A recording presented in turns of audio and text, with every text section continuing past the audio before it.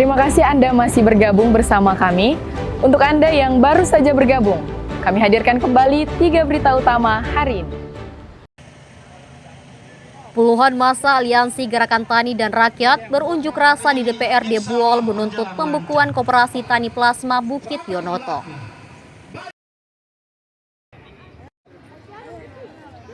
Arus mudik jalur laut mengalami peningkatan signifikan menjelang Natal dan Tahun Baru.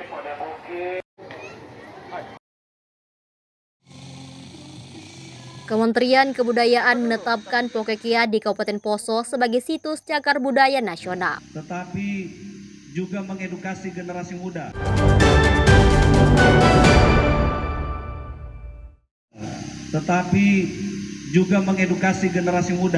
Situs megalitik Pokekea di kawasan Lorelindu, Kabupaten Poso resmi menyandang status sebagai cagar budaya nasional. Penetapan ini menegaskan nilai penting Pokekea sebagai salah satu warisan peradaban tertua di Sulawesi Tengah. Status nasional ini dicapai setelah melalui proses panjang dan berjenjang, sesuai Undang-Undang Nomor 11 Tahun 2010 tentang cagar budaya. Mulai dari pemetaan, pendokumentasian, hingga rekomendasi tim ahli cagar budaya. Situs Pokekea ditetapkan oleh Bupati Poso pada tahun 2022.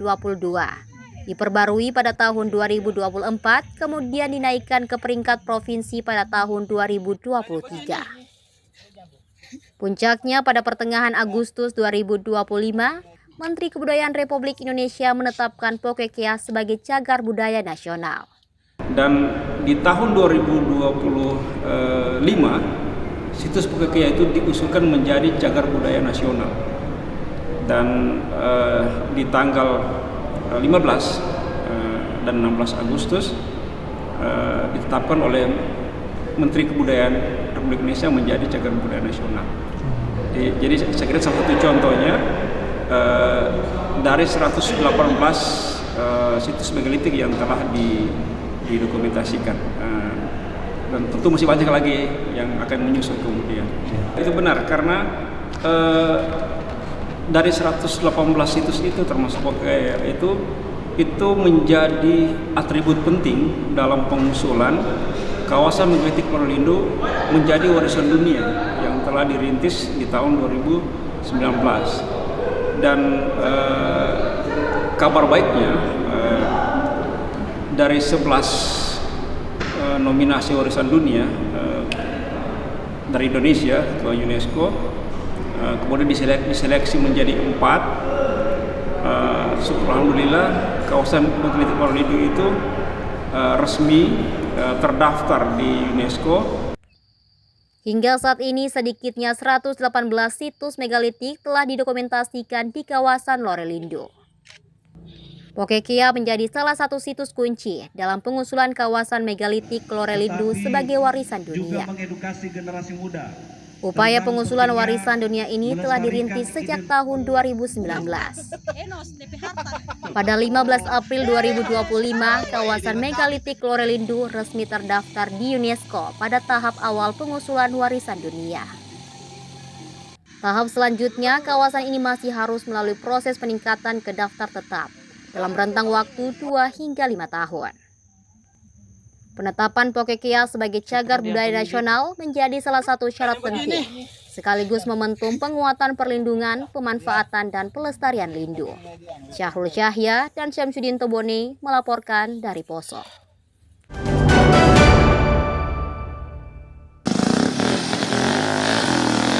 Deru mesin Vespa tua pemecah kesunyian jalanan desa. Bukan sekadar melintas, Vespa antik ini membawa misi yang berbeda. Di atas roda besinya, ratusan buku ikut menumpang, menghadirkan harapan akan tumbuhnya minat baca di tengah masyarakat. Vespa Literasi adalah gerakan lapak baca keliling yang memanfaatkan motor Vespa tua sebagai sarana edukasi. Gerakan ini lahir dari keresahan Basrul, seorang pecinta Vespa yang kerap menyaksikan rendahnya minat baca, terutama di wilayah dengan akses buku yang terbatas. Selama ini, komunitas Vespa klasik kerap dipandang sebelah mata. Dari stigma itulah Vespa Literasi hadir, membuktikan bahwa Vespa tua tak sekadar hobi, melainkan juga bisa menjadi kendaraan perubahan sosial. suatu kegiatan atau gerakan yang digaungkan oleh teman-teman Vespa yang ada di Parigi Motong ini terhadap dua keresahan yang ada. Yang pertama itu terhadap minat baca yang ada di Parigi Motong. Terus yang kedua terhadap stigma masyarakat tentang anak-anak Vespa itu. Vespa literasi ini kegiatannya mobile, jadi berkunjung ke taman-taman, ruang terbuka hijau yang tempat-tempat keramaian. Di situ kami buat lapak baca buku gratis. Untuk targetnya sendiri sebenarnya lebih ke umum, tapi dengan adanya buku yang kami miliki hanya banyak buku anak-anak sehingga kami prioritaskan ke anak-anak. Dalam setiap perjalanannya, Vespa literasi tak jarang menghadapi keterbatasan. Dari kendala teknis motor Vespa tua hingga keterbatasan biaya operasional yang membuat mereka kerap patungan sekadar untuk membeli bahan bakar. Buku-buku yang dibawa dihimpun dari berbagai sumber, mulai dari meminjam, membeli buku diskon, hingga donasi masyarakat. Sulitnya akses bantuan pemerintah akibat kendala administrasi dan legalitas membuat komunitas ini masih bertumpu pada usaha mandiri. Setiap akhir pekan, sedikitnya 100 buku dibawa menyusuri sejumlah wilayah. Mulai dari Tolai, Sausu, Tentena, hingga Poso. Di setiap persinggahan, antusiasme anak-anak menjadi penyemangat untuk terus menjalankan mimpi membangun minat baca dari jalanan dengan Vespa tua sebagai penggeraknya. Syahrul Cahya dan Syamsuddin Tobone melaporkan dari Poso.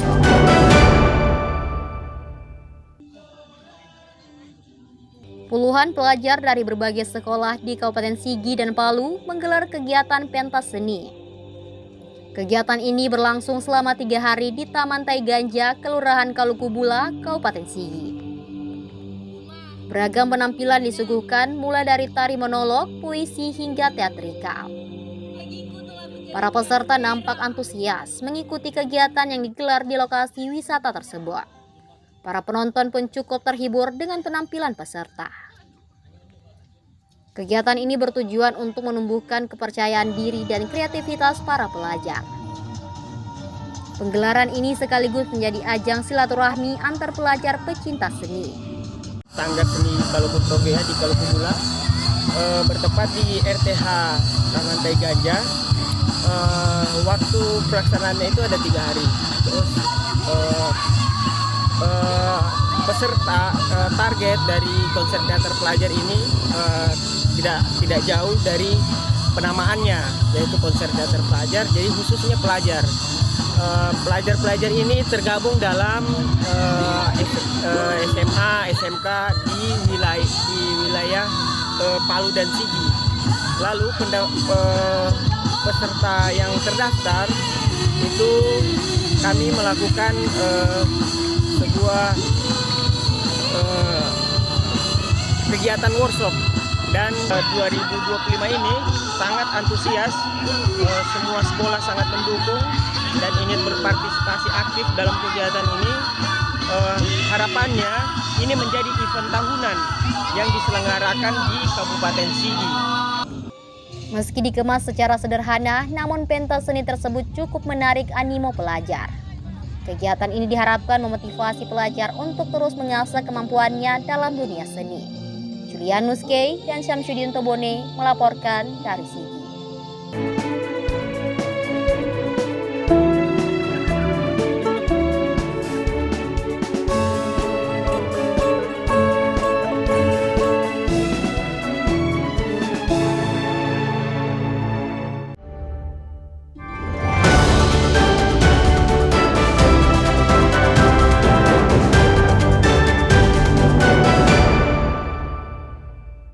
Informasi tadi menutup perjumpaan kita dalam Berita Daerah hari ini.